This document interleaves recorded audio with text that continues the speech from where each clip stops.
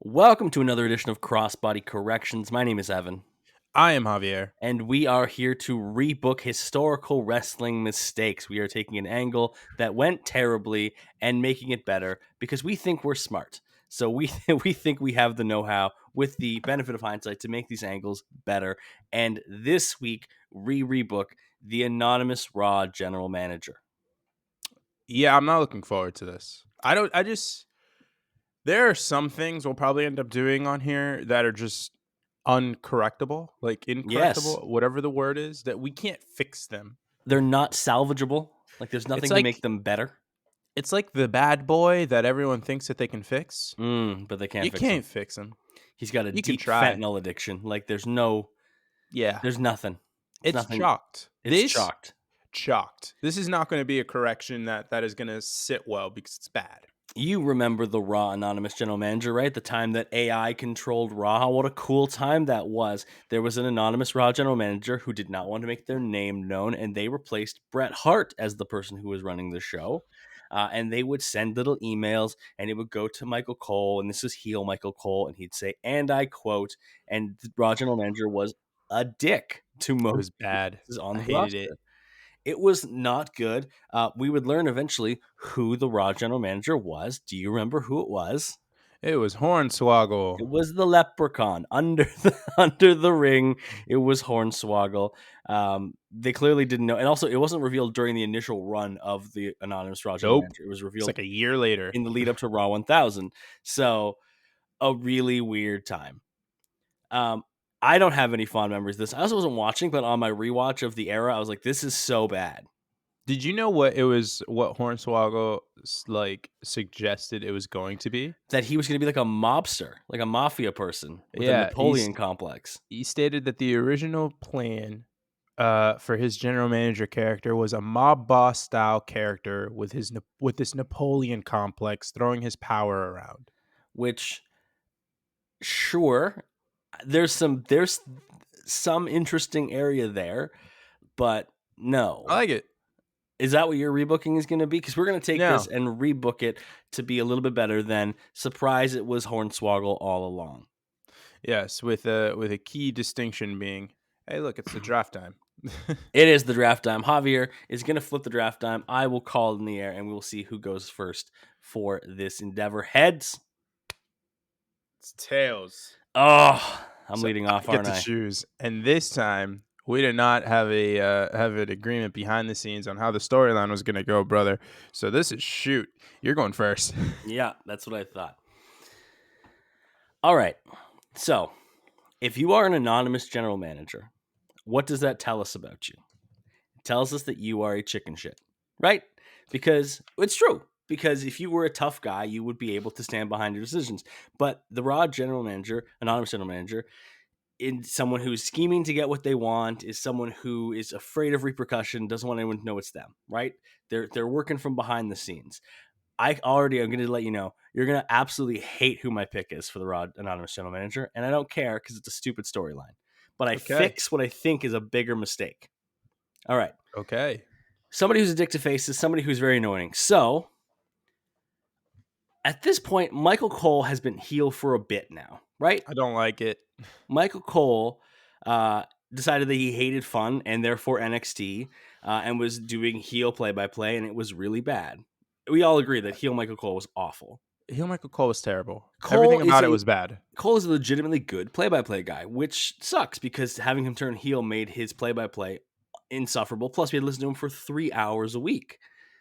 When the Anonymous Raw GM starts, Michael Cole gets a lot more heat because he's the one who's delivering the messages. He's literally the messenger. And people would like to shoot the messenger very badly, please. He does the end, I quote, all of that.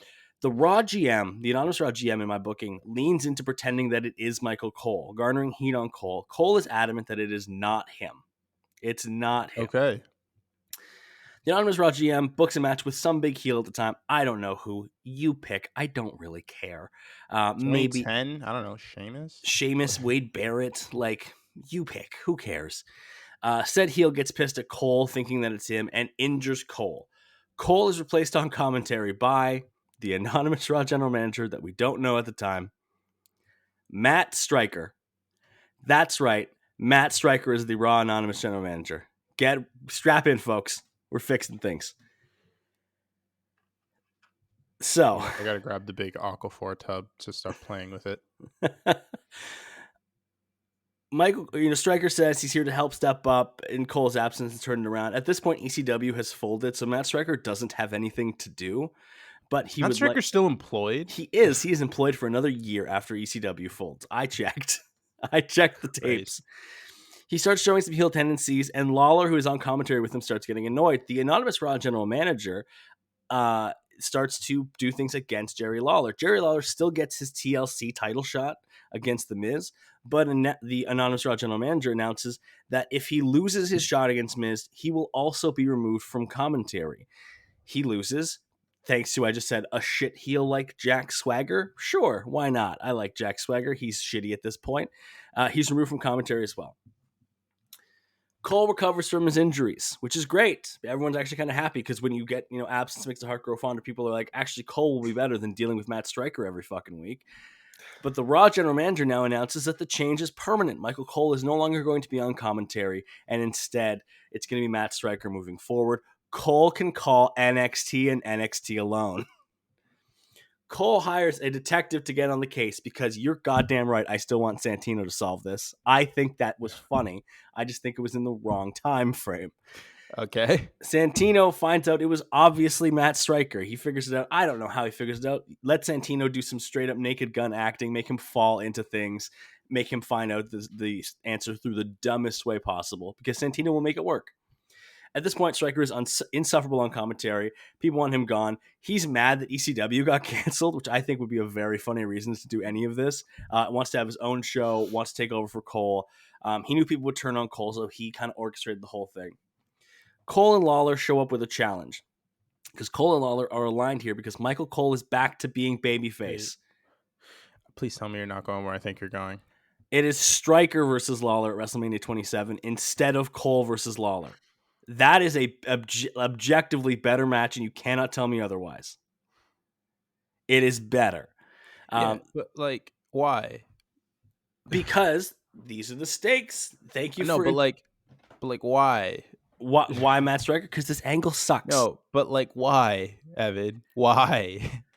The rules were, if Stryker wins, Lawler and Cole are gone for good from the entire company. No more Lawler as an ambassador, no more Cole in NXT. They're just gone from the record books. It's Matt Stryker's show. If Lawler wins, Stryker's gone from commentary. Cole and Lawler get to go back onto commentary. Obviously, Lawler wins, which is the whole point of my booking. We get Jerry Lawler his WrestleMania win. It's not reversed by the anonymous Raw general manager. Instead, we have had it be against the anonymous Raw general manager instead of a booking against Michael Cole. No coal mine, full face Cole again, so we can go back to being a good commentator. I also realized that there's no more Miz versus Lawler at Elimination Chamber because I rebooked that already during our Nexus rebooking. Go and watch that. I already fixed that problem. Triple H and Lower Knights come in as authority afterwards. Matt Stryker can go wherever. I don't care where Matt Stryker goes. Lucha Underground. Lucha Underground. I know it's not pretty, but it's a more coherent storyline than we got. And it's probably worse. It's not worse. It's definitely better than what Stryker. we got. But it's an actual coherent storyline with an end point, and we no longer get heel Michael Cole on commentary. We get back to babyface Michael Cole, which is good, and Lawler gets his WrestleMania win. I think those are two big wins. There we go. All right, so I'm going to cut this up completely. So the anonymous general manager doesn't appear until appears on the June 7th, 2010 episode of Raw. Okay. Not the June 21st episode of Raw. And it's revealed because Bret Hart, who is the general manager at the time, gets maliciously attacked off camera in the back, and he is taken out of commission because of that. And so we need a new general manager. So what are we going to do? Oh, we're going to insert this computer person in there. We don't know who they are, but we're going to do it anyways. Later on that night, Nexus debuts, interrupts the main event. We'll get to that later. Michael Cole is not the spokesperson. He's the messenger, but he's not like the spokesperson. Okay. You know what I mean? Okay. We're nixing the whole Cole is heel thing. It's one of those things that we have one week, drop without a word of next week. I don't Oh, care if that's okay. bad booking practice. It's good booking practice for me. Okay. He gets interviewed once on the cutting edge. Nexus comes out and destroys Edge. Okay. Don't want anything to do with that. Um, the interview. Okay, sorry. So the interview ends with Edge destroying the laptop. Like that's what actually Yeah. happens. When he's When yell he he yells destroys at the the laptop. Yeah. laptop, yes, when he does that, Nexus comes out, destroys Edge. Um, you know, there's not going to be any teases about who this person is. They're just going to do everything in their power to piss off Vince McMahon. Okay. Because that's a fun thing to do. And That is a fun thing to do. who is going to do the bidding of the GM, the anonymous GM? Nexus. Because why not? This eventually leads to us finding out that it was Nexus that takes out Bret Hart and made him like be the person that was ousted, or that's the reason why he was out of commission and couldn't be GM anymore. And now we have this robot, and that leads to the SummerSlam thing, Yeah. which makes sense now why Bret Hart is in that match, because beforehand never made sense to me. Why is Bret Hart in this match? I know he's like Bret Hart, Yeah. but he can't take a bump. Why is he here? We're reversing that one as well. Look back at my old Nexus booking for how that storyline's going to, or for how that match is going to play out. So Nexus wins. We get the power. Nexus is, has some up and all this stuff. That pretty much takes us to the Rumble time. Which I don't know who wins the 2011 Rumble. Is that Del Rio? Yeah, I think so. Not in mine. Wade Barrett wins the 2011 Royal Rumble. All this stuff. We get a big Nexus push into that part of the year. The anonymous general manager, I want to say they have an influence on the show, but they're not like a day-to-day presence on the show. Like the anonymous GM will show up every once in a while, not like a week-by-week constant appearance deal, because I don't need to hear that clicking noise. Also, we don't have that clicking noise. We get one little chime, and that's it. We're changing the noise on it too. Okay. I'm sick of that. And so we get to the second half of the year. Suddenly, Vince is like, what's going on here? This person has been screwing me at every single step, because Vince has been screwed along the way, because Vince is a power-hungry maniac, and the Raw anonymous general manager has just been like kind of subverting that. He gets Triple H in and is like, hey, Triple H, Laurinaitis, what's going on here? They like go, they're doing this stuff until finally at the Elimination Chamber, it's revealed who the anonymous general manager is. It's Shane McMahon. He's back for McMahon Control Part 2. That leads us to a build. There's conflict. There's family turmoil. I know the timelines don't make sense on this because Shane's off in like China or some shit at this point. You are correct. But I don't care. We get back. All this stuff is happening. There's a control for the McMahon power. Triple H is now on Vince's side because he's like, well, this is my father-in-law. Laurinaitis is a glad, happy yes man, so he'll be on Vince's side as well. And we get basically Vince is the babyface versus Shane McMahon's heel renegade group of Nexus. And so we get to WrestleMania. It's going to be Triple H against Shane McMahon. Honestly, this whole booking was because I just kind of want to see Triple H versus Shane McMahon at some point. I think that takes away from our first Triple H Undertaker match, which, you know what? I'm fine with. Give the Undertaker to John Cena.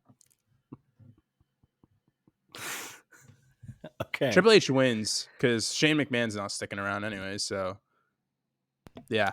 All right. No more Raw anonymous GM after WrestleMania.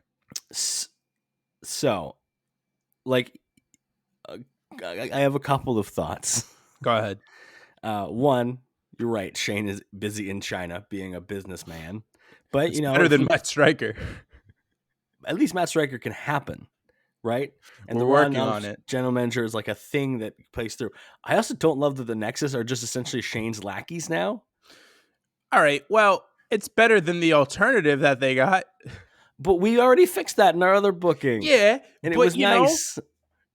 I understand that point. But at the same time, we're essentially higher powered Nexus. Here's the thing. Our fixings cannot like coincide like that. We got to fix them individually. Mine line up. This isn't a correction cinematic universe here. Mine is. Nah. I don't love that Nexus essentially become the lackeys of Shane McMahon. I don't like that you higher powered the Nexus essentially, What do and you mean? it was another McMahon. It's funny because like, given the context of right now, obviously it's hard to babyface Vince McMahon because of the world. Yes. But you're right. He could have been the babyface in this feud, and I like the end game. We of just Triple hate H him versus less, technically. In this point, I I like, just wanted to get to Triple H versus Shane for the Battle of Daddy's Love. and this is how I also worked backwards to figure out how to get Jerry Lawler his WrestleMania win. Exactly. So we both ended up with like, Plus, we took the Raw general manager to fix a different thing. Here's the real win of it all. As I said, because Triple H now has to wrestle Shane, he doesn't get the Undertaker, so we get Undertaker Cena instead of fucking Cena Miz. I don't give a shit about Cena Miz. That's true. Let Miz wrestle fucking Randy Orton in a rematch. I don't know. Wade Barrett. Barrett Barrage. All right, so those are our rebookings of the Raw Anonymous General Manager. Do you like Javier's, where he has Shane McMahon as the puppet master and trying to get his daddy's affection? Or do you like mine, Matt Stryker trying to usurp commentary and Jerry Lawler being the conquering hero? Well, when you put it like that... I mean, yours seems like higher stakes, but I like mine. Let us know in the comments who had the better rebooking and other mistakes from wrestling history you would like us to correct. You should also check us out, our podcast, wherever you get your podcasts, as well as here on YouTube. We do our episodes every week. Check out the merch link. It's underneath. You can see it's got hats, it's got shirts. Javi's got the shirt on. Also, follow us on Twitter and Instagram at Crossbody of Work for all updates and all of our cool stuff. We'll be back soon to fix more mistakes from wrestling history. We'll talk to you then. Here comes the money.